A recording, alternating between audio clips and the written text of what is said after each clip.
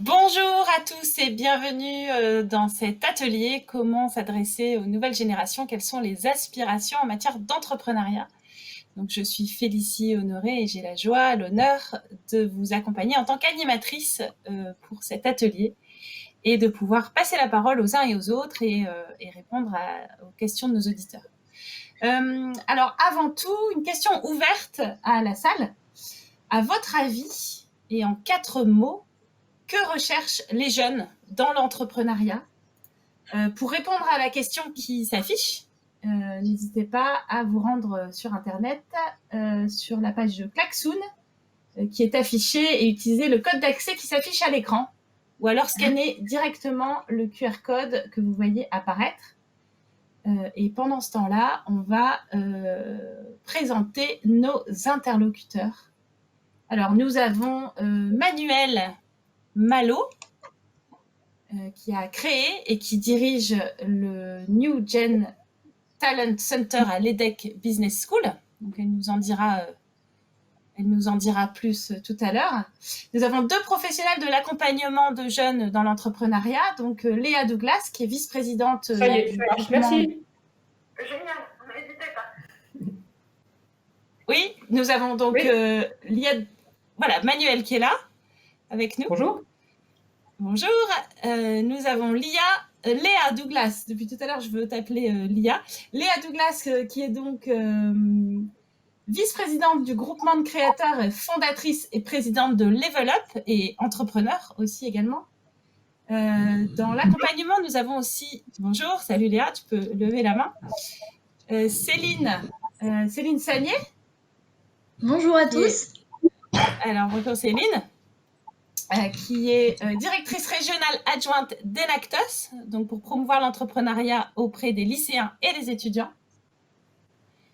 Nous avons Anaïs Audi, qui est une jeune entrepreneur de quel âge, Anaïs? Bientôt 29. Bientôt 29, super, qui a créé Chef en Box, donc c'est une solution de DIY pâtisserie à la maison. On doit avoir le vent en poupe en confinement. Antonin Laurent, qui est créateur de Lookup, donc solution ergonomique conçue localement pour aujourd'hui et pour demain. Bonjour Antonin. Bonjour. Et nous avons Guillaume Roland, qui est devenu entrepreneur à l'âge de 16 ans avec le réveil olfactif Sensor Wake, et qui est incubé à 18 ans chez Google. Et aujourd'hui, vous avez rejoint la Maison Berger Paris en tant que chef de l'innovation. Donc, ces 3 jeunes entrepreneurs présentés pourront nous parler de ce qui les a motivés, inspirés à l'entrepreneuriat. La question à la salle, est-ce qu'on a des réponses qui sont affichées par rapport à la question qui a été posée? À votre avis, en 4 mots maximum, que recherchent les jeunes dans l'entrepreneuriat?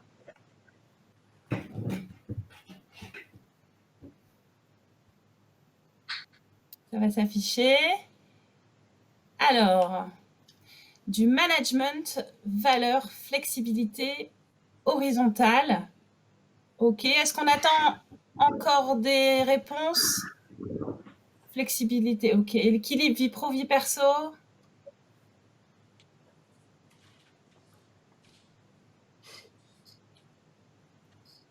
Ok.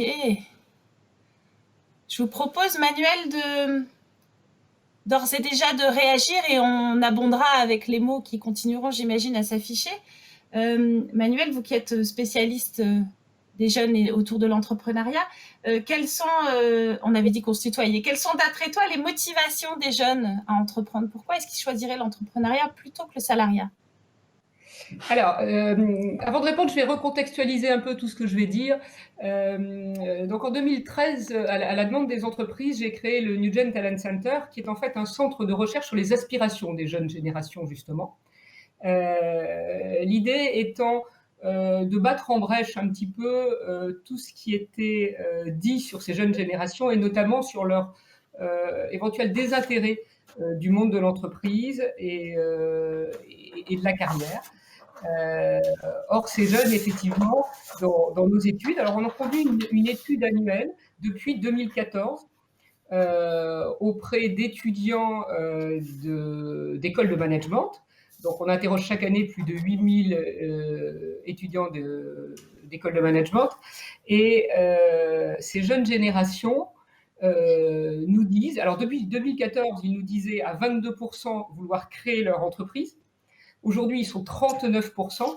Et rien que ce chiffre-là, y compris dans cette période de crise économique, rien que ce chiffre-là, c'est bien la preuve qu'ils ne sont pas du tout en désintérêt de leur carrière ni de l'entrepreneuriat, mais bien au contraire en confiance et en enthousiasme. Et finalement, ils veulent s'insérer en créant de la valeur.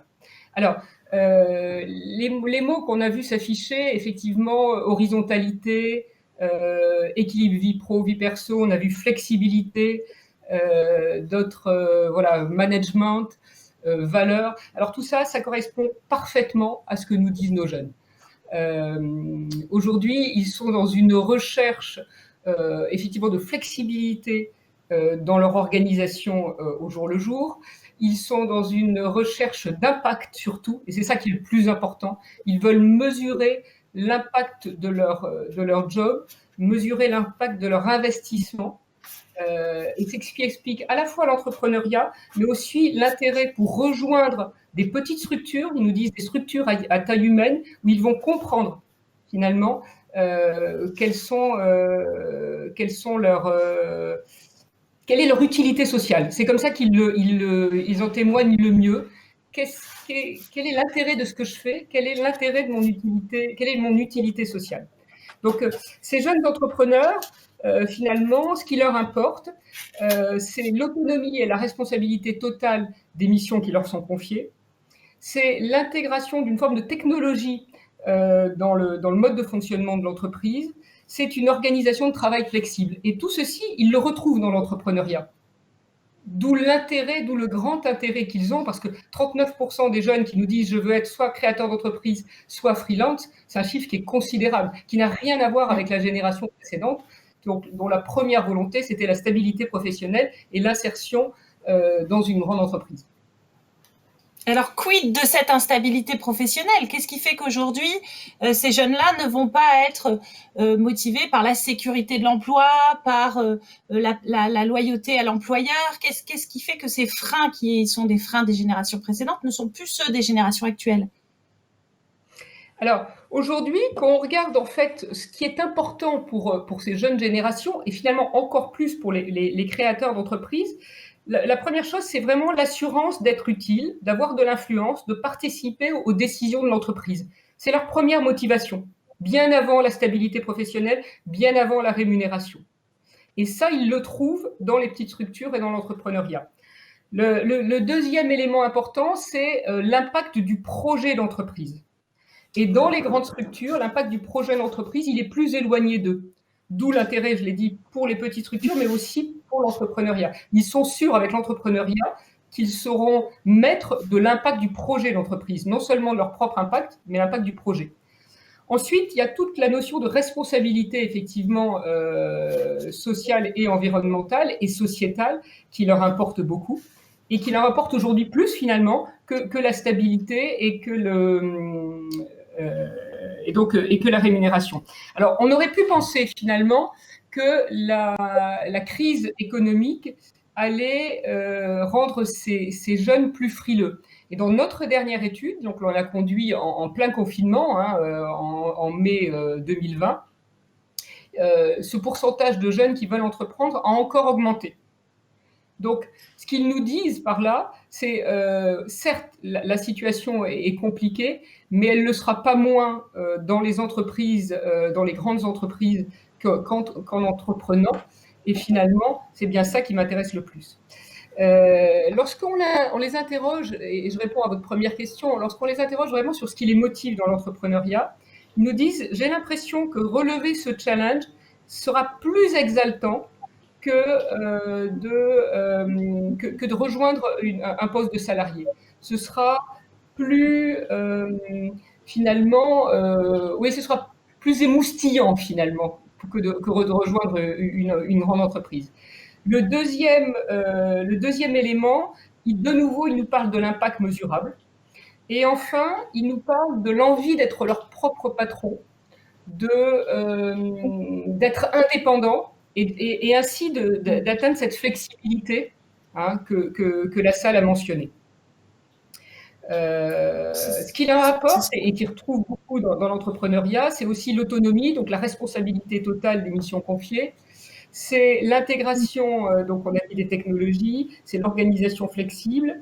C'est aussi, et la salle l'a dit, rendre l'entreprise dans laquelle ils s'insèrent ou rendre l'entreprise qu'ils vont créer moins complexe que la grande entreprise, plus horizontale. Plus agile, plus simple en fait. Finalement, ce qu'ils nous disent, c'est que l'entreprise, elle est trop complexe. De notre point de vue, alors c'est des très jeunes qu'on interroge, ils ont 21, 22 ans, ils sont en école encore. Mais ils nous disent, l'entreprise nous apparaît complexe. Et finalement, créer notre propre entreprise, c'est créer une entreprise plus agile, plus horizontale, plus simple, dont on a l'impression qu'on contrôlera mieux les rouages finalement, et que l'on rendra plus efficace. Et est-ce que là-dedans, on peut parler de rapport affectif au travail, d'avoir une forme d'affection, une forme d'amour, un côté très dédié à son travail? On va y mettre des mots comme l'affect. Alors, kiffer, adorer. Oui, alors, ce qu'ils nous disent, c'est que justement, relevant ce qu'ils considèrent être un challenge qui sera plus exaltant, ils seront plus dédiés. Et un des reproches, et une des raisons pour lesquelles on a créé ce centre, c'est parce que justement, un des reproches des entreprises, c'est qu'ils n'arrivaient pas à les engager. Ils n'arrivaient pas à les fidéliser et surtout à les engager dans leur travail. Donc, vous dites kiffer, oui, pourquoi pas. Ils se disent, ce travail que j'aurais créé moi-même, ce sera ma passion. D'ailleurs, c'est un des éléments qui relève aussi quand on les interroge, en fait, ces jeunes générations, ils disent l'entreprise, finalement, pour moi, c'est une aventure collective.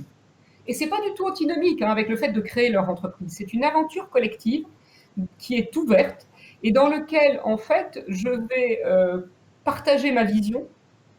Je dois être motivé par ma passion pour réussir et je dois rester fidèle à mes valeurs. Et finalement, l'entrepreneuriat, ça coche bien toutes ces cases-là. Je partage ma vision avec le petit groupe qui m'entoure, parce que finalement, il crée rarement seul. Je suis motivé par une passion et je reste fidèle à mes valeurs. Donc, cochant ces trois cases, effectivement, ils sont très nombreux à se dire c'est l'entrepreneuriat qui correspond le mieux à ces aspirations-là. Et c'est amusant de dire que c'est cette jeune génération, puisque ça date de Confucius qui disait choisissez un travail que vous aimez et vous n'aurez pas à travailler un seul jour de votre vie. Donc c'est d'autant plus prégnant maintenant auprès des digitales de cette génération de Z, alors que cette citation date de Confucius. Pour celui qui sait me donner la date, bravo. Je ne l'ai pas en tête. Merci beaucoup, merci pour ces éclairages qualitatifs, quantitatifs sur les études que vous menez et que vous actualisez avec cette situation et cette crise qu'on est en train de traverser, qui sera peut-être un accélérateur à l'entrepreneuriat. Je vous propose de demander justement à nos jeunes entrepreneurs, Anaïs, Guillaume et Antonin, qu'est-ce qui vous a motivé à entreprendre? Pourquoi vous êtes lancé dans l'entrepreneuriat si tôt? De mon temps, même si j'ai pas beaucoup d'écart avec vous, mais de mon temps, on passait obligatoirement par l'entreprise, par le salariat. On faisait ses armes et ensuite on entreprenait. Alors qu'est-ce qui fait que ça, aujourd'hui, ça a changé? Je vous laisse la parole. Si vous voulez, allez-y, j'y vais. Ok, on y va, Anaïs. Voilà. Alors moi, je suis passée par le salariat avant d'entreprendre, puisque du coup, j'ai fait plusieurs études différentes et j'ai eu la chance d'être en apprentissage, donc je suis dans le monde du travail.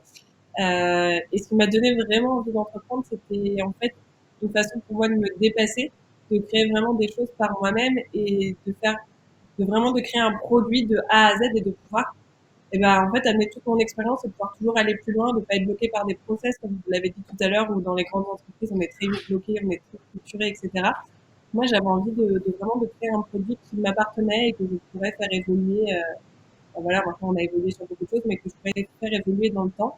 Et puis il y avait aussi vraiment une envie de flexibilité et de liberté que je n'ai pas, à mon sens, dans le salariat. Donc, tu te retrouves bien dans ce qu'a présenté Manuel tout à l'heure sur les motivations à entreprendre, ce besoin de créer, de faire quelque chose à ta sauce et d'être libre. Totalement. Okay. Il y a autre chose éventuellement qui n'apparaissait pas là dans les résultats des études ou dans le nuage de mots qu'on a vu? Après, je pense que j'ai été élevée dans une famille de commerçants et d'artisans, du coup ça a dû m'aider à vouloir me lancer, mais c'est vrai que je pense que, en fait, être manager, moi j'étais chez les grands chefs, donc j'étais en pâtisserie chez les très très grands chefs, ça me correspondait pas du tout, ce management qu'ils avaient, et du coup j'avais envie de pouvoir être libre à ce niveau-là, ce management. Ok. Merci beaucoup, merci Anaïs. Guillaume, est-ce que tu peux nous partager, alors là pour le coup on parle d'entrepreneuriat jeune, je pense que tu fais partie des plus jeunes entrepreneurs. Qu'est-ce qui fait qu'à 16 ans tu t'es lancé peut-être malgré toi dans l'entrepreneuriat et que ça n'a pas démordu jusqu'à quelques années où tu décides de reprendre du salariat dans une entreprise? Oui, en effet, je suis très en phase avec ce qu'a dit Emmanuel au tout début. Monter sa boîte, c'est un vrai projet pédagogique. C'est-à-dire qu'on va vraiment vouloir s'épanouir, on va accélérer aussi bien sa partie épanouissement personnel, professionnel, parce qu'on va rencontrer énormément de gens en très peu de temps. Donc pour ma part, en effet, quand je monte ma start-up juste après le bac, j'ai l'occasion d'aller chez Google en étant parmi les 15 projets d'innovation sélectionnés par Google chaque année. Et là, c'est des rencontres que un jeune n'aurait pas l'occasion de faire peut-être d'ici 10 ou voire 15 ans. Donc c'est un vrai catalyseur à rencontre, à networker, comme on peut dire dans l'écosystème. C'est une vraie chance pour des jeunes qui peuvent se lancer tôt dans des projets. Et puis, c'est un vrai projet pédagogique parce que aussi on va mettre les mains dans le cambouis. Parfois, on va développer des compétences qu'on n'imaginait même pas, c'est-à-dire prendre la casquette d'un commerçant, prendre la casquette d'un ingénieur, d'un manager. D'un financier. D'un financier parce qu'on est obligé de passer par là, de mettre une casquette, on va mettre diverses et variées, et parfois de se révéler des talents qu'on n'imaginait pas. Et ça, quand on monte sa boîte à 18 ans, qu'on a l'occasion de rencontrer beaucoup de personnes, de monter une équipe, de lever des fonds, on met ces différentes casquettes et on apprécie certains éléments à développer, que ce soit en effet le commerce, le marketing, la communication. Et ça, c'est très nouveau pour un jeune entrepreneur et qui plus est un primo-entrepreneur. On se découvre un peu et c'est du coup très riche. Et, je le vis encore un peu, donc en effet, comme tu l'as dit, Félicie, donc j'ai revendu Sensorway il y a maintenant 1 an et demi à un groupe qui s'appelle Maison Berger Paris, pour lequel je travaille actuellement. Et on ressent ça aussi avec les startups avec lesquelles on travaille. On ressent toujours cette soif de mettre ces différentes casquettes, quand on discute avec des patrons de boîtes qui aiment bien jongler entre le marketing, la communication, la recherche, la comptabilité, parce que parfois on n'a pas le choix au début. Et ça, c'est riche. Et encore une fois, c'est un vrai projet pédagogique. Et ça vaut peut-être toutes les écoles du monde que de faire cette école de l'entrepreneuriat. Et alors, Guillaume, l'entrepreneuriat, c'est fini ou qu'est-ce que vous en pensez? Qu'est-ce que tu en penses? Alors moi, je crois beaucoup à l'entrepreneuriat. Au-delà d'être entrepreneur de son entreprise, c'est aussi pouvoir entreprendre des projets dans une autre type de structure. Donc là, pour ma part, Maison Berger Paris, c'est une ETI, alors très internationale, et ce qui permet dans un univers que j'apprécie toujours beaucoup, parce que c'était l'univers de départ pour Sensorway, c'est-à-dire le parfum, le parfum d'intérieur. Maison Berger est un des leaders sur ce secteur-là, de pouvoir entreprendre d'autres projets en interne et d'aller, en plus avec la force d'une marque et l'investissement et la R&D derrière, aller plus vite. Et donc c'est une suite, pour moi en tout cas logique. Ça m'a permis de trouver un autre booster à tout plein de projets. Et je m'investis également beaucoup pour ces autres écoles de l'entrepreneuriat. Notamment, il y a une école qui en France accompagne les très très très jeunes entrepreneurs dès leur étude, qui s'appelle les Entrep, dont j'étais le parrain national cette année, et puis d'autres projets que j'ai accompagnés, à mentorer ponctuellement, parce que c'est revivre un peu ce que j'avais vécu il y a quelques années, et c'est toujours très excitant, et ça permet de relever aussi un peu la tête du guidon et d'être inspiré par des nouveaux jeunes qui se lancent. Ça fait aussi beaucoup de chaud dans le cœur de voir ça. Super, merci beaucoup Guillaume de nous amener cette brique de l'intrapreneuriat qui est vraiment connexe, jumeau à l'entrepreneuriat et qui permet de concilier salariat et esprit d'entreprendre. Je voudrais qu'on entende justement Antonin, jeune créateur. Alors j'ai pas demandé l'âge de Guillaume, ton âge Antonin, jeune entrepreneur, de nous raconter ce qui t'a motivé à entreprendre. Oui, mais donc je viens d'avoir 23 ans. Et pour la petite histoire, bon, comme Anaïs, j'ai eu la chance de passer par le format d'apprentissage, où finalement on voit dans les entreprises concrètement comment ça se passe, les aspects positifs, les aspects négatifs. Et l'entrepreneuriat est venu pendant les études aussi, pas aussi jeune que ce qu'a pu faire Guillaume, mais d'avoir envie de me confronter à un maximum de problématiques d'entreprise. Et quoi de mieux que l'entrepreneuriat pour aller rencontrer du monde. Moi, je pense que c'est ce qui m'a le plus boosté pendant ces années d'entrepreneuriat, d'aller se confronter à des personnes, à des partenaires, à des fabricants, à des sous-traitants et à des clients surtout. C'était juste enrichissant au possible et donc avec ça, tout le développement personnel qui vient avec. Au-delà du produit, c'est comment est-ce qu'on arrive, nous, à se retrouver dans notre projet d'entreprise et c'est quelque chose que j'avais pas imaginé et dans lequel je me retrouve à 100% aujourd'hui et avec beaucoup de ceci pourquoi on est là, c'est parce qu'il y a énormément de personnes qui vont nous accompagner là-dedans. On peut s'improviser entrepreneur au début, mais ça s'apprend aussi et donc merci aux personnes qui accompagnent tous les jours nos idées et nos projets, nos chemins à travers nos entreprises. Eh ben génial, c'est une excellente transition. Ça me permet de passer la parole à Léa et à Céline, qui êtes des spécialistes, vous, de l'accompagnement à l'entrepreneuriat auprès des jeunes. On a envie de vous demander quelles sont les clés pour entreprendre et que faut-il faire différemment ? Comment vous faites dans votre quotidien pour accompagner ces initiatives ? Je peux peut-être Céline, allez, commencer. Super, on y va. Ouais. Très bien. Alors déjà, nous, c'est vrai que pour rebondir par rapport à ce que disait Manuel, c'est que du coup, on est vraiment sur essayer de développer l'entrepreneuriat à impact. Et donc, du coup, chez les jeunes, on va les amener vraiment à se questionner sur des enjeux sociaux ou environnementaux qui les touchent, qui les révoltent, qui leur donnent envie d'agir. Et à partir vraiment de ce qui vient, je dirais, du cœur, des tripes, de voilà, qu'est-ce qui autour de nous nous convient pas, qu'est-ce qu'on a envie de changer, qu'est-ce qu'on a envie d'améliorer dans cette société ou dans l'environnement, on va les amener à justement faire émerger une idée de projet qu'ils vont pouvoir tester pendant leurs études, voilà, et du coup apprendre aussi en faisant pour ensuite, pour ceux qui veulent vraiment poursuivre en tant qu'entrepreneurs, se lancer par la suite. Du coup, je dirais que la première étape sur laquelle on insiste beaucoup avec les jeunes, c'est vraiment identifier l'enjeu social ou environnemental qui va leur donner envie d'agir, qui va être en fait leur, je dirais, l'essence dans le moteur et qui va toujours en fait leur permettre d'avancer. Ensuite, nous, on utilise une approche qui est assez simple, qui est l'approche du design thinking, où vraiment le but, c'est d'entrer en empathie justement avec les bénéficiaires, avec les personnes qui sont concernées par le projet. Et puis ensuite de bien comprendre le besoin auquel on s'adresse et de très vite prototyper une idée de solution, une idée de projet et d'aller la tester le plus vite possible sur le terrain.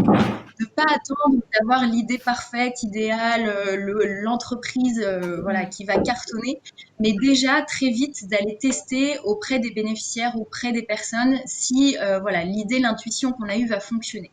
Et donc, c'est vraiment ce côté prototypage, test terrain qu'on va enchaîner pour vraiment inciter les jeunes à aller très vite au contact des bénéficiaires sur le terrain. Et c'est là aussi, finalement, où les jeunes vont beaucoup apprendre, puisque finalement, en faisant ça, on sort de sa zone de confort, on prend des risques, on va rencontrer des personnes, on va voilà, vraiment oser aussi passer à l'action. Et puis après, nous, sur l'accompagnement, et pour ça rebondit aussi sur un mot qui est sorti au début, qui était la flexibilité.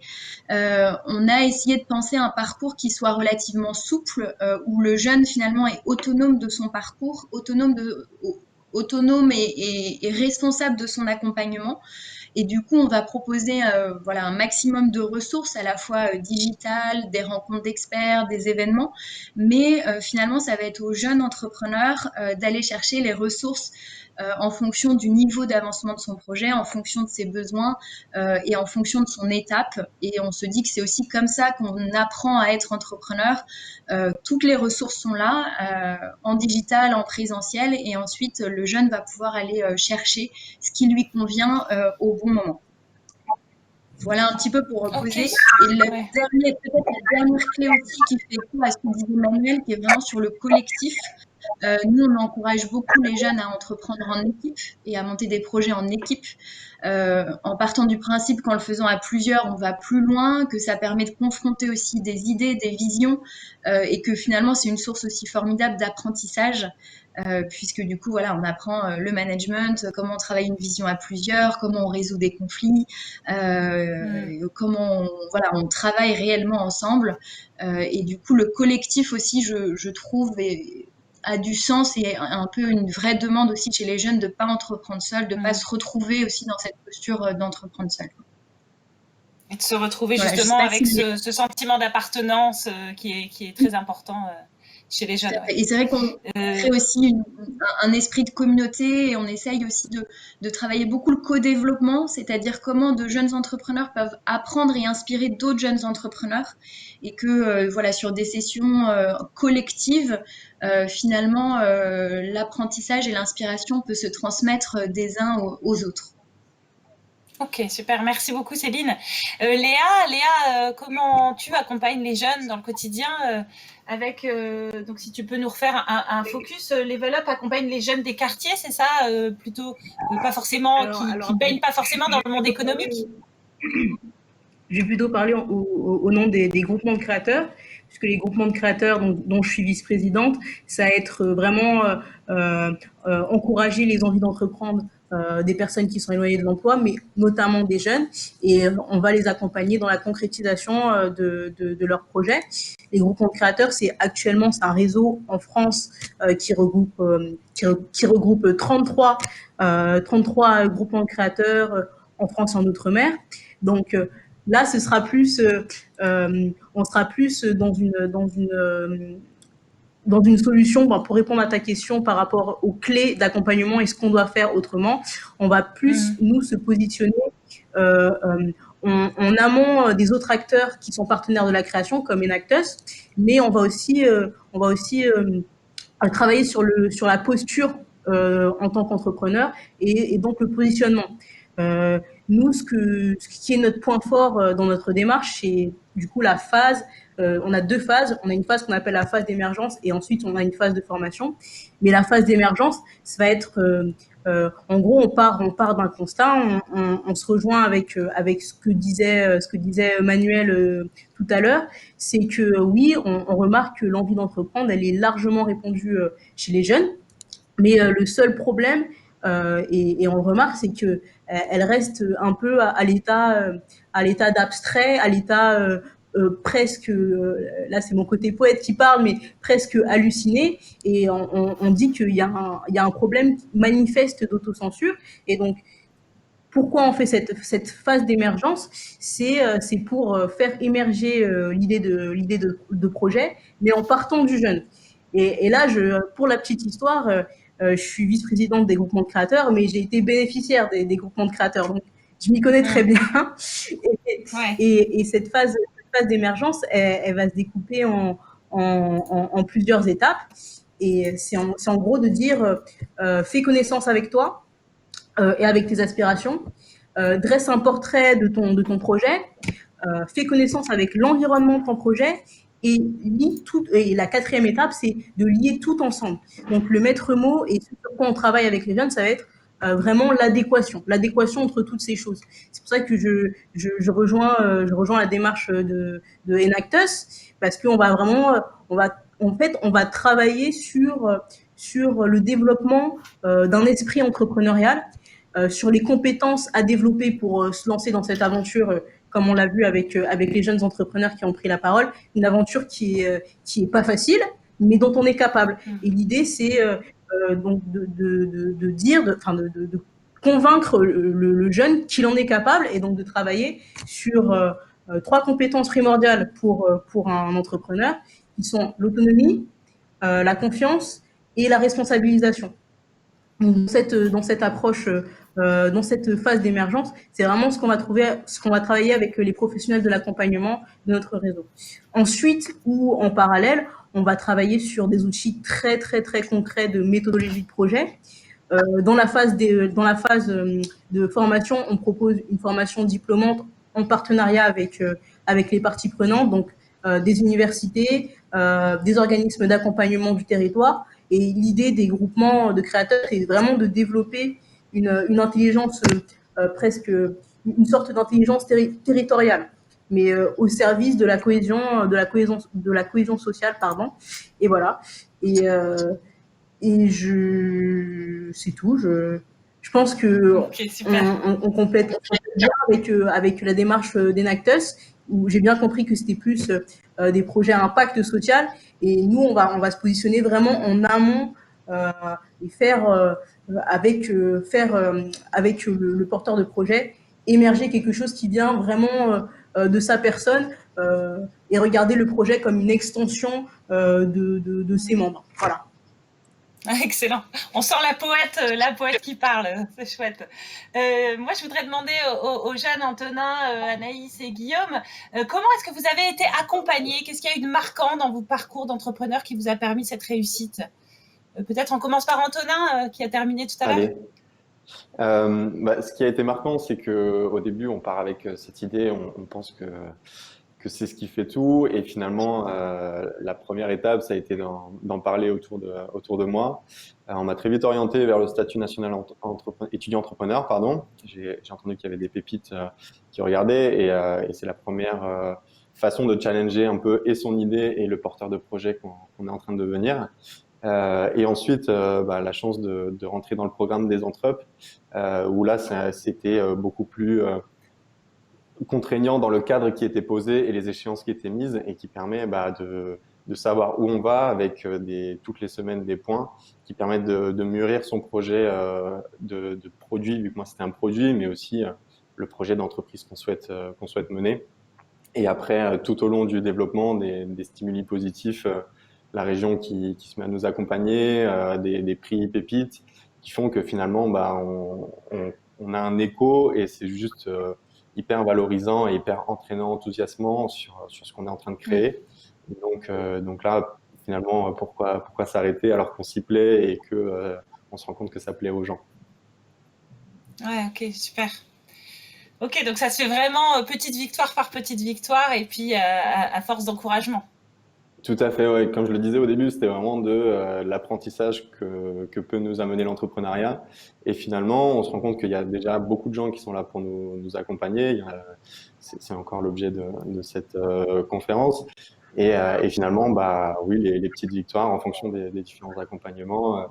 Il y a aussi des incubateurs dans lesquels je suis rentré qui s'appelle Eticop, qui est encore quelque chose en plus qui fait que ok, maintenant je suis dans les bons environnements avec les bonnes personnes qui nous entourent, qui sont prêtes à nous aider dans les différentes problématiques qu'on va rencontrer.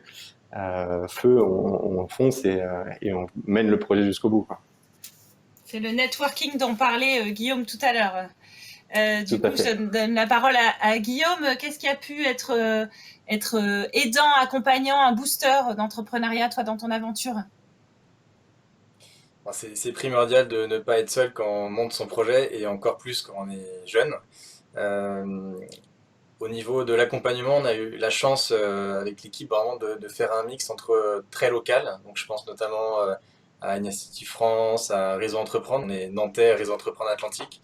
On a pu avoir un parrain absolument pertinent sur tous les aspects de notre entreprise et toutes ces étapes-là, qui a été un garde-fou et puis qui a pu nous conseiller vraiment à toutes ces étapes-là d'un point de vue totalement désintéressé. Et ça, c'est tout l'objectif d'avoir des accompagnements et qui sont assez différents de l'investisseur.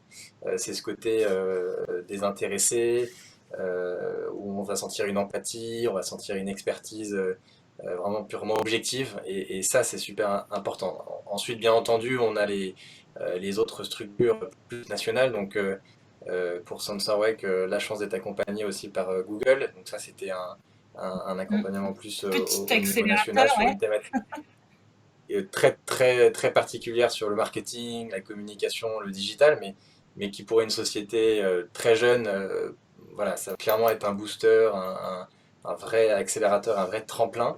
Et aussi donner une sorte de grand frère à côté du projet, que ce soit les accompagnements locaux ou les accompagnements de type Google au niveau national. Ce grand frère-là, quand on est seul, c'est super important. On va se réveiller le matin, on va se sentir accompagné, se sentir une sorte de garde-fou qui va être très important pour des grandes décisions de l'entreprise, et surtout quand on est une jeune entreprise, qu'on doit pivoter régulièrement, qu'on doit faire des décisions et prendre des décisions importantes dans son développement. Je pense que c'est vital pour une entreprise.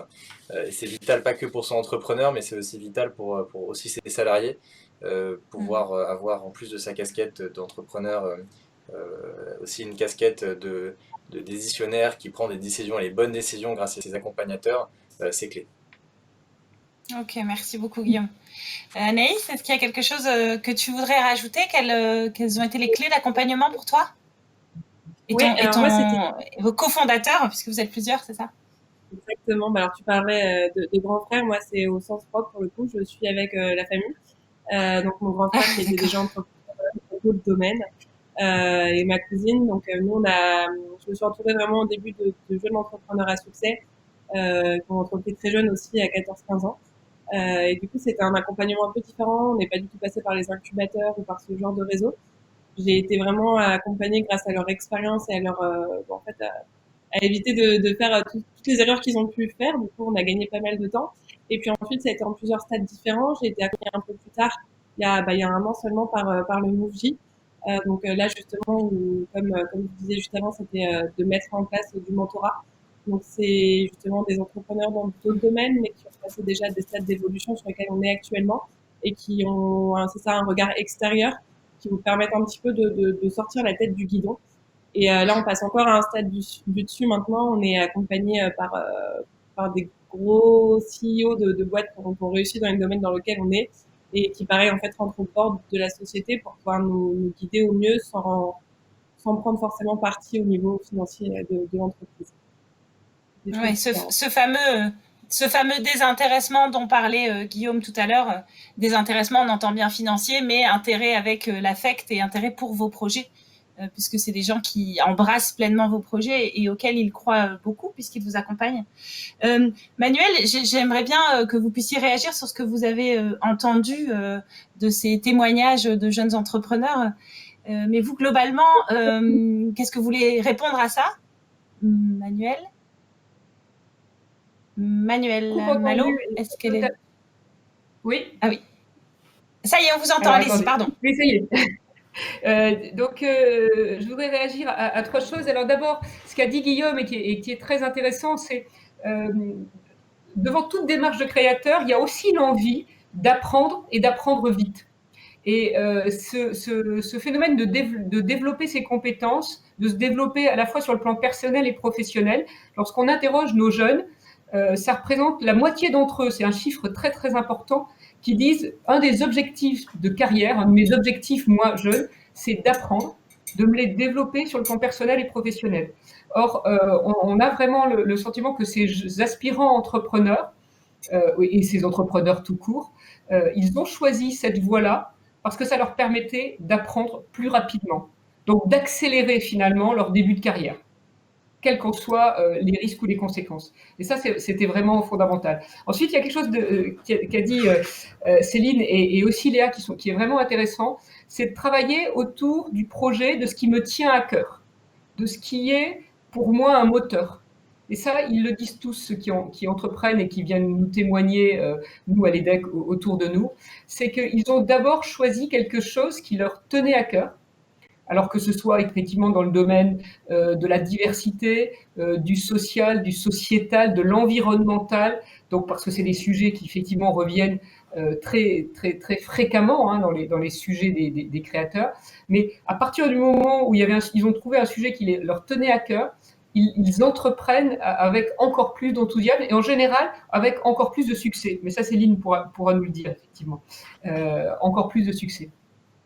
Donc ça, c'est le deuxième élément. On pourra ensuite revenir sur le profil de ces jeunes créateurs. Qu'est-ce qu'ils ont de différent, finalement, des jeunes, on va dire, un peu plus classiques. Ok, super. Merci beaucoup, Manuel.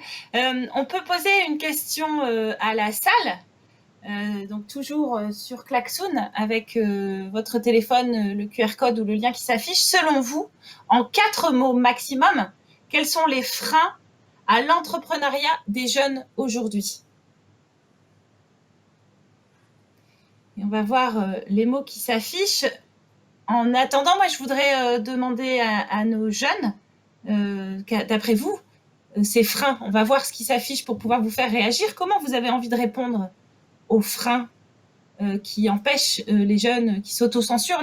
L'autocensure dont parlait Léa tout à l'heure, c'était pas de l'autocensure. Je sais plus exactement quel était le mot, mais cette espèce d'idée embryonnaire qu'on étouffe parce qu'en fait, on s'interdit d'y croire. Comment vous voulez répondre à ça? Et on affichera les mots dès qu'on aura des infos sur la question à la salle. Anaïs, peut-être? Je peux. Non. Ah, vas-y, super. Vas-y. Non, moi, ce que j'ai trouvé qui était le frein le premier, c'est en tant qu'individu, est-ce qu'on est vraiment légitime pour créer une entreprise avec tous les fantasmes qu'il peut y avoir sur la création d'entreprise. Et c'est là où les structures qui accompagnent nous permettent d'améliorer cette posture, de se dire que oui, ce qu'on fait, c'est bien, ça a du sens et ça nous permet de nous y retrouver. Mais ça a été au début très compliqué de se sentir crédible dans ce qu'on faisait et surtout légitime de le faire. Donc j'aurais tendance à mettre, je ne sais pas si ça va ressortir avec le sondage qui est en cours, mais la confiance en soi et quel est notre rôle dans ce projet d'entreprise. Ok. Pour justement aller se passer de cette légitimité, en tout cas que la légitimité, elle vienne du terrain, elle vienne des petites victoires qu'on a aujourd'hui et de pouvoir se dire que on peut y arriver petit à petit et cette légitimité, elle s'obtient aussi par le mentoring. Est-ce que Guillaume ou Anaïs, vous avez envie de réagir au mot crise qui est sorti, qui peut être un frein à l'entrepreneuriat? Oui, bien sûr. Moi, crise, j'ai envie de rebondir dessus pour 2 choses. Il y a un des premiers freins que moi j'ai beaucoup ressenti aussi, mine de rien, c'était le côté financier, parce que se lancer, c'est un coût, c'est pas rien de devenir entrepreneur, ça demande beaucoup de sacrifices, mais la crise actuelle qu'on vit, au final, c'est aussi des opportunités incroyables. C'est pas juste, alors, malheureusement, on a beaucoup qui vont s'effondrer. Je suis commerçante aussi, là, je suis dans ma boutique à Paris, vous voyez, qui est fermée aujourd'hui, j'ai des loyers qui continuent de tomber, etc. C'est hyper dur. Mais par contre, on s'est servi de cette crise pour rebondir derrière et pour lancer, par exemple, on est passé maintenant en EdTech, on a lancé des formations en ligne sur SAP pâtisserie qui vont totalement cartonner. Et du coup, voilà, c'est la crise, c'est pas qu'une crise. Quand il y a une crise, il y a des opportunités à prendre. Donc, faut vraiment pas s'arrêter là-dessus. Ouais, super. Merci pour ce témoignage parce qu'effectivement, c'est quelque chose qu'on voit ressortir dans le nuage de mots-clés. On a vu ressortir la peur, les frais, le côté financier, l'endettement, la mise, j'imagine que mise de départ, quoi. C'est ça, c'est le fait de pouvoir se lancer et de se dire qu'on s'endette personnellement aussi ou on endette sa famille. Guillaume, est-ce qu'il y a quelque chose en tant qu'entrepreneur / intrapreneur que tu pourrais amener à la salle comme point comme éclairage par rapport à ton histoire? Alors, en tant qu'entrepreneur, ou plutôt ex-entrepreneur, je pense que le mot que j'aurais mis ici, ça serait la solitude d'un entrepreneur au départ, en effet, et qui peut être très grande et qui peut parfois un peu cristalliser ou faire peur. Le mot peur est venu dans les nuages de mots aussi. Et encore une fois, d'où la nécessité de s'entourer. Alors, au-delà de l'accompagnement, c'est aussi l'équipe. Faire confiance à ces tout premiers salariés qui vont être décisifs. On dit souvent que c'est les 5 premiers salariés qui feront le futur de l'entreprise et je pense que c'est très vrai. Éviter les erreurs de casting ou du moins les éviter et voir très vite si elles sont mauvaises. Mais les 5 premiers salariés vont être importants pour pas se sentir seul. Et puis maintenant, sous un spectre, on va dire, un peu plus intrapreneur, je pense qu'en effet, la crise est une parfaite opportunité pour les entrepreneurs ou ceux qui ont des idées ou qui peuvent être flexibles, de pouvoir très vite s'adapter et bien entendu montrer tout le savoir-faire qu'on pouvait avoir et d'autant plus avec cette crise-là. Donc un entrepreneur du digital va bien entendu pouvoir profiter de ce contexte-là pour faire fructifier son entreprise. Un entrepreneur de la food tech va bien entendu pouvoir en profiter pour développer son activité. Nous, alors chez Maison Berger Paris, on a, alors à l'image d'un groupe, cette fois-ci, on a lancé en 2 semaines des lignes de production de gel hydroalcoolique. Donc ça montre aussi que voilà, toute crise peut être une opportunité pour montrer qu'on peut être flexible, on peut faire preuve d'inventivité, même en étant gros. Et j'encourage vraiment tous les entrepreneurs et ceux qui peut-être nous écoutent ici de faire preuve de cette créativité-là dans ces moments bien particuliers qui sont durs, comme on le disait juste avant, pour tous les entrepreneurs, ça c'est sûr. Ça peut être aussi un momentum intéressant à saisir, et notamment pour les entrepreneurs du digital. Ok, merci. Un dernier coup d'œil sur ce nuage et sur ce nuage de mots. Est-ce qu'on a encore des réponses en régie? Ok, il y a des a priori, il y a une peur, il y a aussi lié à l'éducation, peut-être aussi lié à est-ce que j'ai le bon cursus, est-ce que j'ai fait les bonnes études, est-ce que je suis dans le bon environnement. Manuel, est-ce que tu as envie de réagir par rapport à tout ce que tu peux lire et dire pourquoi il y a ta conviction qu'il faut entreprendre malgré tous ces freins? Alors, je pense que les écosystèmes, comme on les appelait, étaient jusqu'à il y a 10 ans pas tellement en faveur de l'entrepreneuriat, y compris les grandes écoles, y compris nous-mêmes. Il y avait peu d'incubateurs. Aujourd'hui, toutes les grandes écoles ont un incubateur. Toutes les grandes écoles accueillent des projets. Elles ont toutes, au-delà des projets qu'elles accueillent de leurs propres étudiants, des partenariats avec des jeunes qui ont eu moins de chance ou qui n'ont pas forcément le niveau d'éducation qui leur permet de rentrer dans ces incubateurs, des partenariats pour porter aussi leurs projets. Donc on ne porte pas uniquement les projets de nos étudiants. Mais avec un chiffre qui est celui de l'EDEC, parce que c'est celui que je connais, en 10 ans, on a accompagné 370 startups, on a levé 60 millions d'euros de fonds qui ont généré des centaines d'emplois. Et aujourd'hui, cet incubateur, il profite aussi à des projets de jeunes qui n'avaient pas forcément les moyens de lancer leur projet. Donc je pense que tout l'écosystème aujourd'hui, et finalement Céline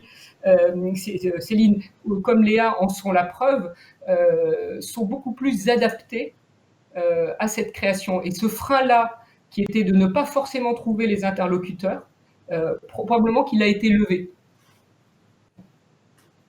Ok, donc ça c'est par rapport à l'entourage et justement un mot par rapport à la crise. T'en as parlé au début de cette conférence sur le fait qu'au mois de mai, en plein confinement, les chiffres continuaient de croître sur l'envie d'entreprendre. En quoi est-ce que cette crise, comme le disait Guillaume, peut-elle être une opportunité, un déclic, un momentum pour l'entrepreneuriat des jeunes?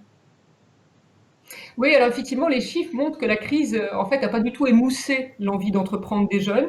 Alors peut-être qu'ils se disent aussi que finalement, avec la baisse du nombre d'opportunités dans des entreprises classiques, c'est le moment de le faire, qu'il y aura encore plus d'accompagnement des structures et de l'État pour entreprendre.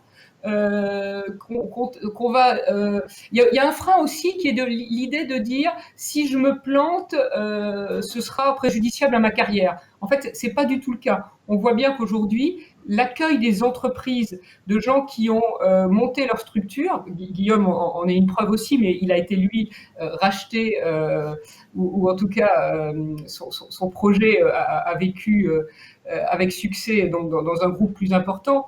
Mais aujourd'hui, l'accueil des DRH et des recruteurs de jeunes qui ont monté leur structure, qu'ils aient réussi ou qu'ils n'aient pas réussi, est extrêmement favorable. Et ça, c'est des conditions totalement différentes par rapport à il y a 10 ou 15 ans. Donc, finalement, la crise, c'est aussi un bon moment pour monter et développer son projet de création, parce que finalement, à aucun moment, on pourra vous en vouloir de renoncer au projet ou simplement d'en changer. Merci beaucoup Manuel, c'est très éclairant. Et celles qui sont justement, donc Léa et Céline, qui sont dans ces réseaux d'accompagnants, qu'est-ce que vous dites ou qu'est-ce que vous avez envie de dire pour sensibiliser ces jeunes générations à l'entrepreneuriat? Comment leur donner confiance en eux? On a vu le mot confiance qui est ressorti. Quand on vend les services d'une entreprise, de son salarié, c'est quand même moins compliqué que de se vendre soi quand on est entrepreneur. Et je sais, puisque moi-même aussi de mon côté, je suis entrepreneur, quand on se vend soi, c'est autrement plus compliqué. Alors, qu'est-ce que vous avez envie de leur dire, notamment par rapport à ce frein qui peut être autour de la confiance en soi par rapport à l'entrepreneuriat? Je peux démarrer peut-être? Allez, Céline, on y va. Je pense qu'il y a Alors, c'est vrai que là, on a aussi beaucoup parlé des étudiants, du coup, pendant cette séance. Du coup, je pense que les étudiants, aujourd'hui, voilà, ils arrivent à trouver les différents acteurs et on travaille avec eux aussi sur la confiance, la légitimité dont tout à l'heure on parlait. L'importance de travailler en réseau et de bien justement suivre ces jeunes étape par étape avec les différents acteurs de l'accompagnement, ça me semble être quelque chose d'important. Mais pour moi, il y a aussi un enjeu clé qui est vraiment d'aller aussi vraiment sensibiliser à la posture entrepreneuriale et à l'esprit entrepreneurial beaucoup plus tôt. Parce que finalement, quand on parle des étudiants, on parle d'une catégorie de jeunes, mais qui a déjà accédé à des études supérieures. Pour moi, il y a un enjeu majeur d'aller parler de projets, de montage de projets, et pour nous aussi d'enjeux de société à des plus jeunes, notamment en lycée professionnel. Et là, c'est vrai qu'on est sur des publics qui sont plus éloignés de ces sujets-là. Donc vraiment, faut travailler autrement. Mais je trouve que dès qu'on leur parle de leur quartier, leur ville et de comment eux aimeraient être acteurs de changement dans leur quartier, leur ville, leur lycée, on commence à voir émerger en fait des envies d'action, des envies d'agir. Et donc je trouve que c'est un formidable terreau, c'est une bonne matière justement pour travailler sur ces savoir-être et savoir-faire entrepreneuriaux. Et du coup, de créer des déclics qui peuvent après justement les sensibiliser et leur donner envie d'entreprendre.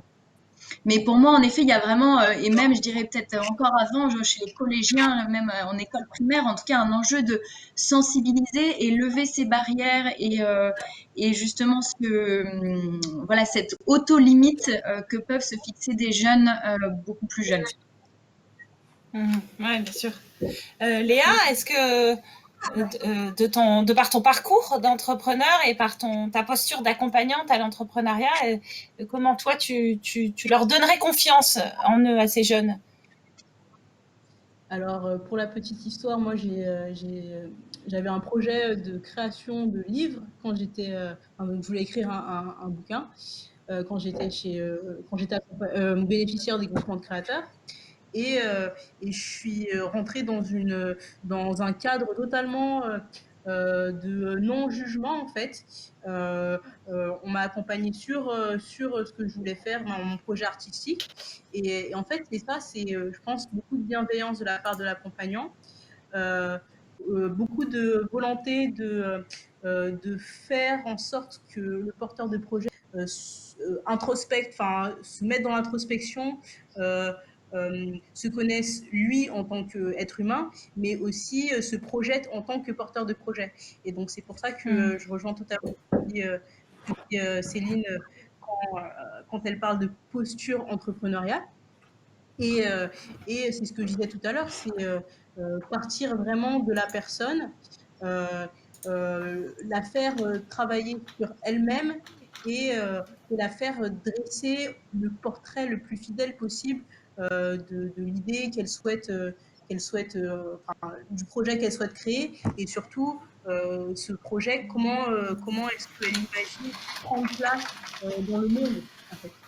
Et d'où la notion d'impact et d'où la notion de connaissance de soi comme point de départ de la confiance en soi, qui est quelque chose de primordial, une compétence primordiale à avoir pour le porteur de projet, pour l'entrepreneur. Et oui, merci beaucoup pour cette vision. Je sais que moi, il y a une citation, j'aime bien les citations, c'est ma deuxième de la journée, mais c'était de dire quoi que tu rêves d'entreprendre, commence-le. L'audace a du génie, du pouvoir, de la magie. Et c'est vrai qu'on se rend compte que quand on se lance, il y a quelque chose d'assez magique qui se passe, un espèce d'alignement planétaire qui nous permet petit à petit de faire la bonne rencontre. Je ne sais pas si ça vous est arrivé à vous entrepreneurs, mais de faire la bonne rencontre au bon moment, qui fait qu'en fait, il y a comme quelque chose, une étincelle qui se produit quand on lève les freins et que on commence par ce premier petit pas. Merci pour vos témoignages. Je voudrais qu'on va continuer à vous entendre. Je voudrais qu'on appelle les plateaux régionaux à nous rejoindre. Donc, en commençant par la région.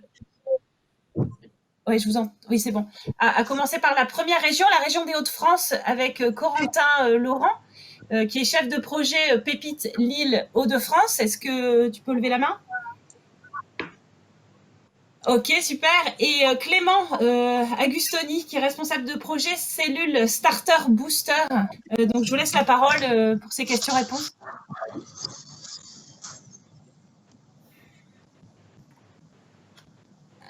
Alors, est-ce qu'on a questions-réponses en régie ?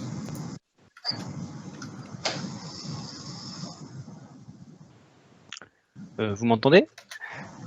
Oui, on vous entend. Donc, une première question peut-être pour les jeunes entrepreneurs. C'était, ils l'ont parlé d'isolement. C'était peut-être en période de confinement. Quel est le conseil qu'ils donneraient aux jeunes pour ne pas abandonner leur projet, continuer les recherches, les enquêtes ? Quelle serait l'astuce ou la pratique vraiment à mettre en place rapidement ?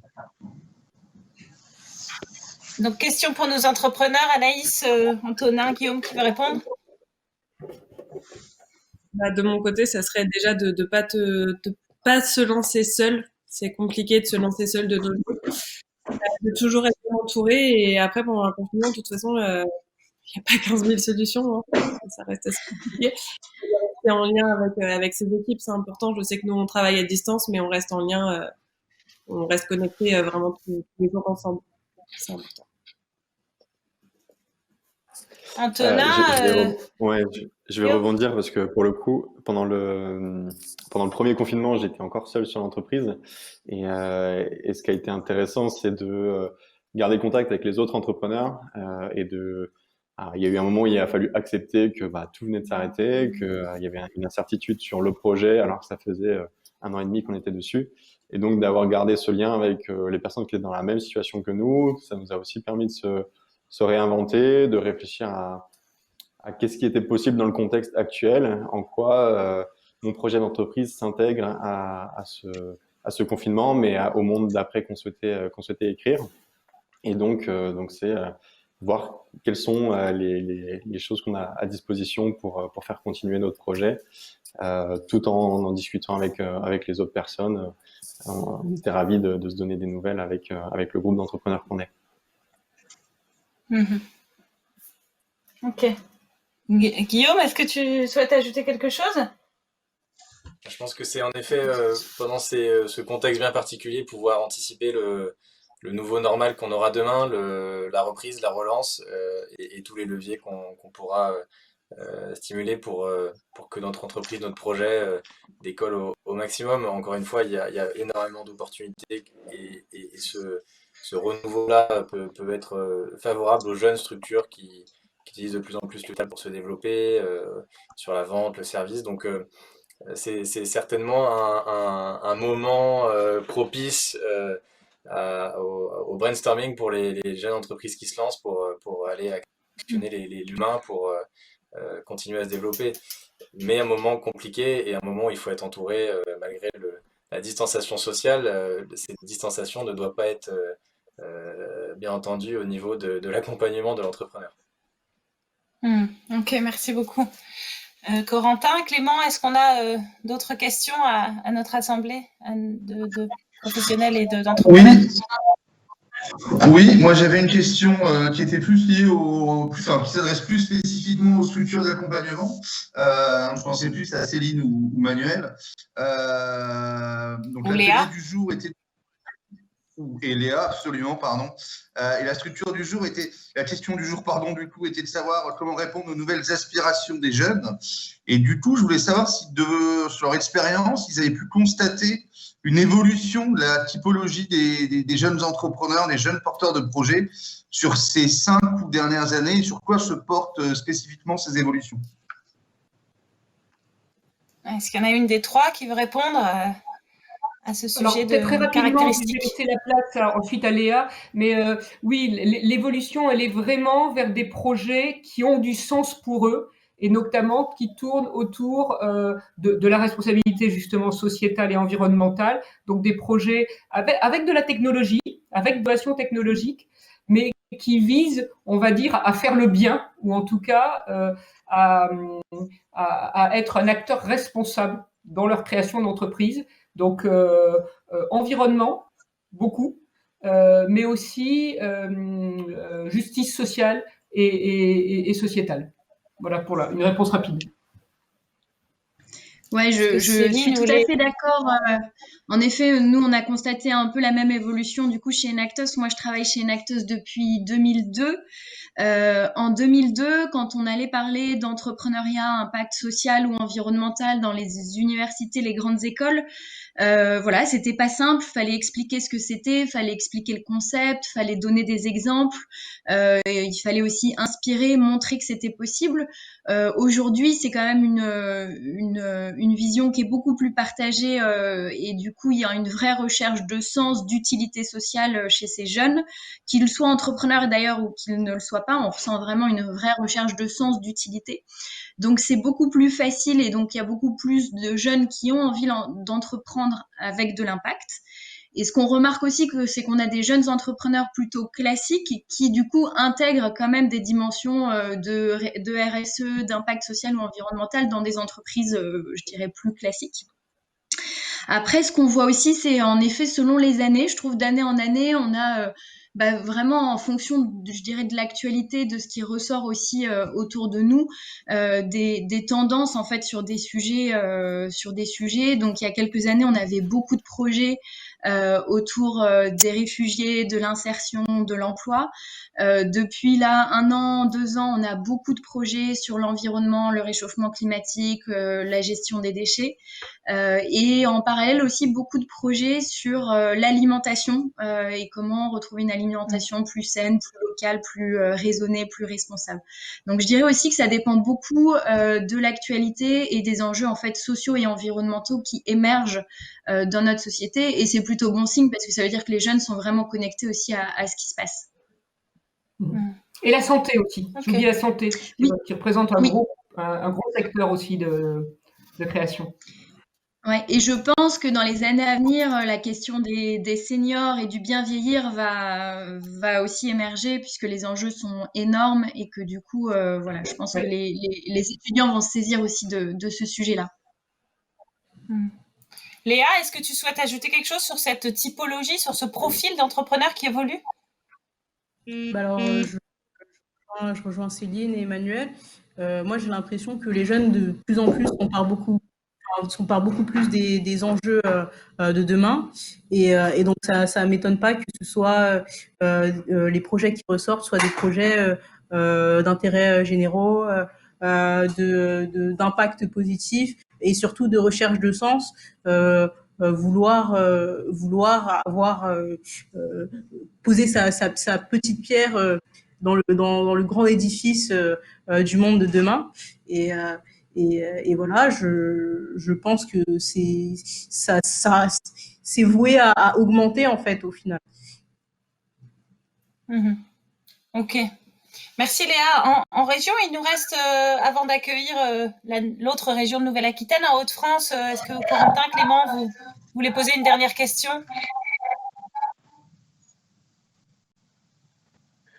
Oui, je veux bien poser.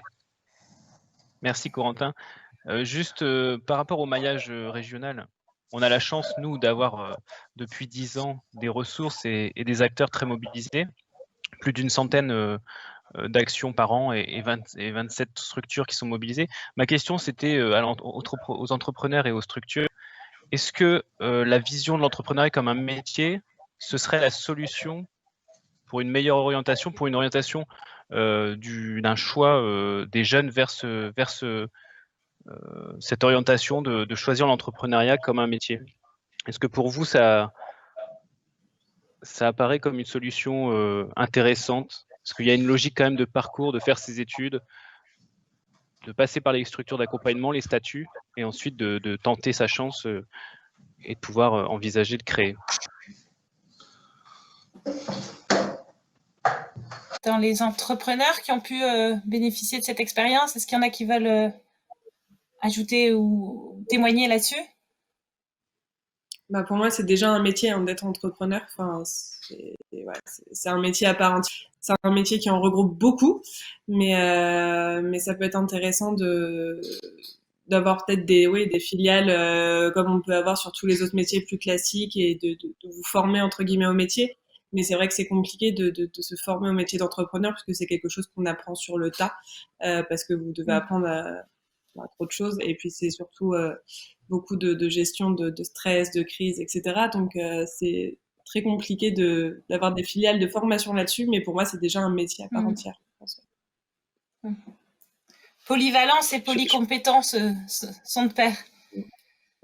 Je pense que les pépites là-dessus, c'est un réel atout parce qu'ils vont accompagner dans le cadre des études et ils vont pas pousser spécialement la création. Ça va plutôt être comment est-ce que l'étudiant se retrouve dans cet environnement-là, comment est-ce qu'il fait ses expériences et de même pour les entrepreneurs, je sais que ça a été à aucun moment on m'a dit il faut que tu crées, il faut que tu crées. Par contre, c'est comme je le disais tout à l'heure des stimuli positifs qui se disent bah finalement pourquoi pas.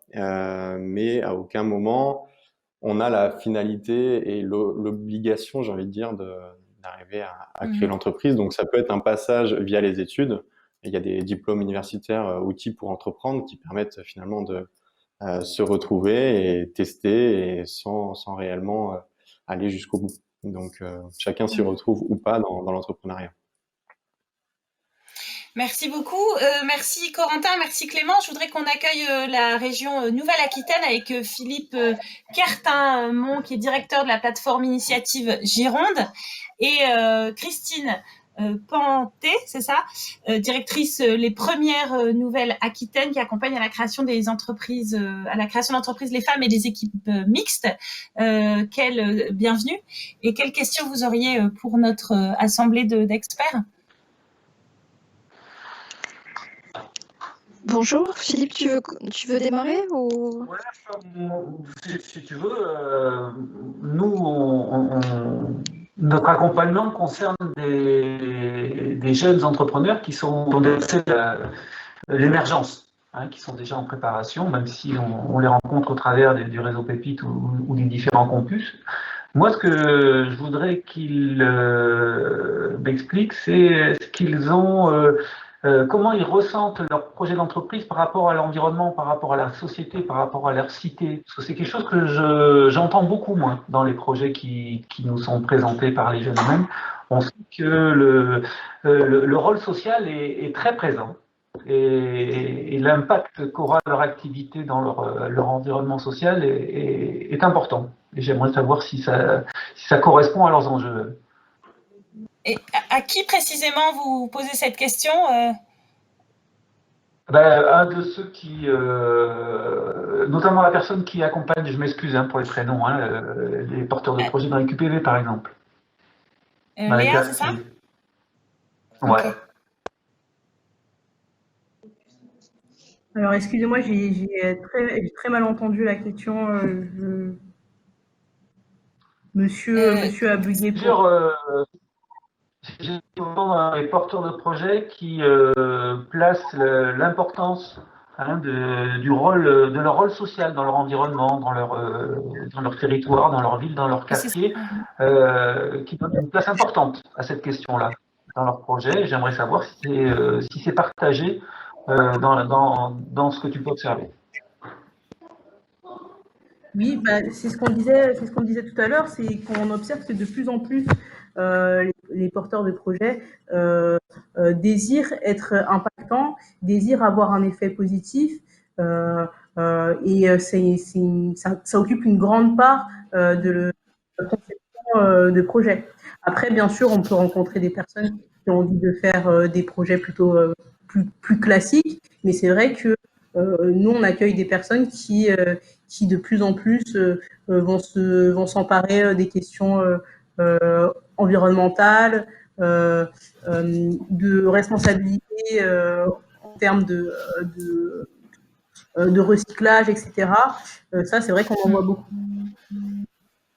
Ok, donc il y a un vrai lien entre le projet, ce qui nous mobilise, et l'impact que ça peut avoir sur notre environnement, en l'occurrence là où ils vivent, ceux avec qui ils échangent au quotidien. Le déclencheur, il peut venir de là. Christine, est-ce que vous avez une question à notre audience, justement? Une dernière question, parce qu'on va bientôt devoir quitter, mais je vous en prie. Oui, une question qui était un peu en lien avec celle de Clément tout à l'heure, et ce qu'a pu dire Manuel sur le fait que l'entrepreneuriat permettait d'accélérer son début de carrière pour les jeunes. Et je ne sais pas si les structures d'accompagnement présentes ont des stats, ou si des stats existent sur justement le pourcentage de jeunes entrepreneurs qui finalement sont ensuite rentrés dans une entreprise, et ceux qui ont continué ensuite puisqu'ils ont révélé leur tempérament entrepreneurial et qu'ils ont souhaité continuer, peut-être pas avec la première boîte qu'ils ont créée, mais avec d'autres, en devenant peut-être serial entrepreneurs. Je ne sais pas si on a des chiffres là-dessus. Ouais. Ok. Est-ce que vous avez des chiffres là-dessus, Manuel, Léa, Céline, qui est plutôt dans les structures d'accompagnement? Oui, alors nous, on a fait en effet une étude il y a quelques années, du coup, sur les alumni, donc les étudiants qui étaient passés par le programme Enactus, sachant que nous, en effet, on est vraiment un programme pédagogique, et donc la finalité n'est pas forcément qu'ils deviennent entrepreneurs, mais en tout cas pas forcément qu'ils développent leur première idée, mais qu'ils développent cette posture-là. Sur les répondants, on a eu 250 répondants à cette étude. On avait 20% qui avaient créé leur activité, et du coup 80% qui avaient rejoint une structure soit de l'économie sociale et solidaire, soit une entreprise classique. Et après, ce qui était intéressant, c'est que nous, on les questionnait aussi sur leur engagement. Et parmi ces 80%, on en avait 90% de ces 80% qui, par contre, se considéraient, eux, toujours engagés, soit à travers les missions RSE de leur entreprise, soit en s'engageant par ailleurs dans le tissu associatif de leur territoire. Donc voilà, mais en tout cas, 20% de nos anciens avaient créé leur activité. Donc voilà, c'est une première étude qu'on a faite, et on va poursuivre ces études voilà, au fur et à mesure pour voir aussi comment ça évolue. Ok, super. On n'a plus que quelques secondes pour boucler, donc malheureusement, sur cette histoire de stats, on va pouvoir creuser le sujet peut-être off live. Merci pour votre participation à cet atelier très très booster d'idées. On a eu des mots-clés: autonomie, confiance, apprentissage, slashing, impact, connexion, entourage, confiance, audace, communauté, liberté, responsabilisation. Je trouve que c'est des mots qui donnent la pêche. Il fait un peu gris chez nous, là, chez moi. Donc, moi, ça me met en énergie. Je vous remercie à tous pour ces témoignages, pour ce temps passé ensemble. Et puis, à bientôt peut-être. Merci beaucoup. Au revoir. Merci, bonne continuation. Merci à tous. Merci.